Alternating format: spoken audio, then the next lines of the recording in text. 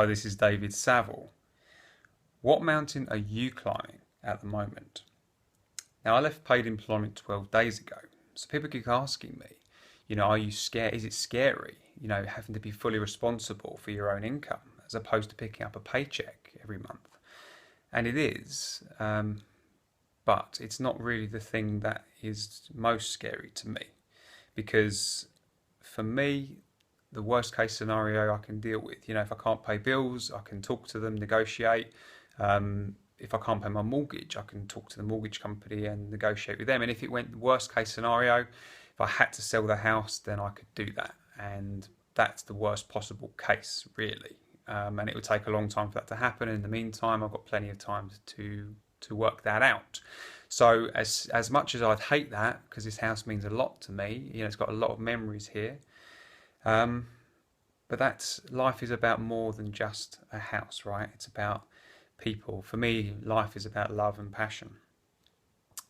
And so for me, the mountain that I'm really climbing at the moment is with my family and with my loved ones. My grandma, she's 99 years old. She essentially lives on her own, although my mum's staying there a lot at the moment to help her out because she's in a lot of pain. She has a lot of pain in her neck, where the bone's worn, and the padding's worn between the bones, and so her nerves gets pinched. So she's in a lot of pain. It's really hard.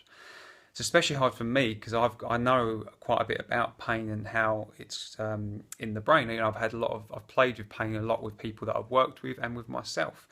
So I know how much the language, your focus of attention makes a difference to the levels of pain. As an example, when I take her out and we go out somewhere and she's got her scooter that my friend Leah and my girlfriend Rachel got for her, when we go out on that and she's doing something, she doesn't feel pain in her neck.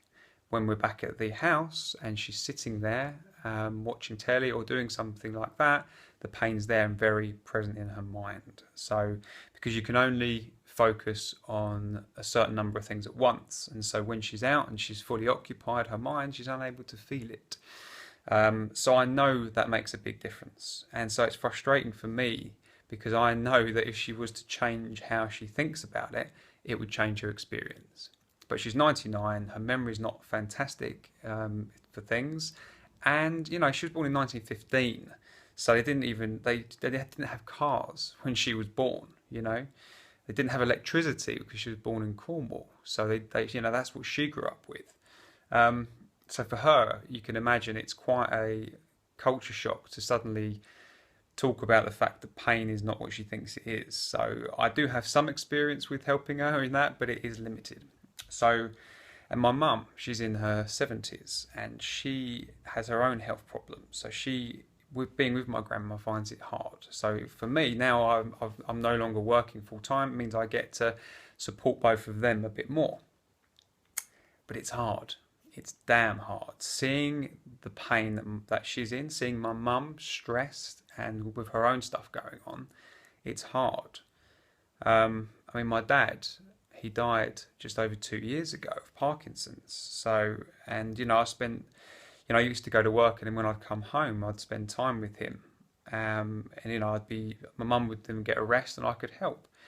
But it was hard work, and as much as sometimes I could be on it and I could be laughing and joking with him and playing his favourite music, which was Al Jolson and the Rat Pack, and we'd be singing along, it wasn't always like that. Sometimes it was just really, really hard work.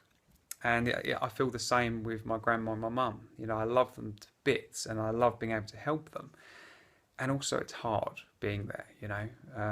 And there's so much in life I want to do, so many things, and these more opportunities are opening up, and I get to do such lovely things, and it's really hard. I just want them to be okay.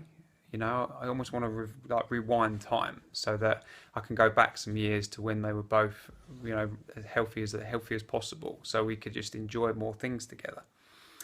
But that's not possible. We are where we are. So my mountain that I'm climbing is being there for them, being able to help them, and also growing my business, which is very important for my life, and to be able to help them, it's damn important.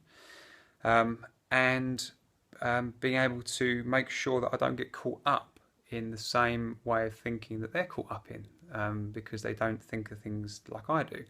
So that's the mountain. That is the big mountain that I'm climbing at the moment.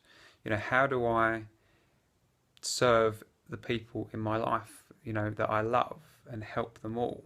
And I know it's difficult on my girlfriend too, to be able to do everything that I need to do and to be with her.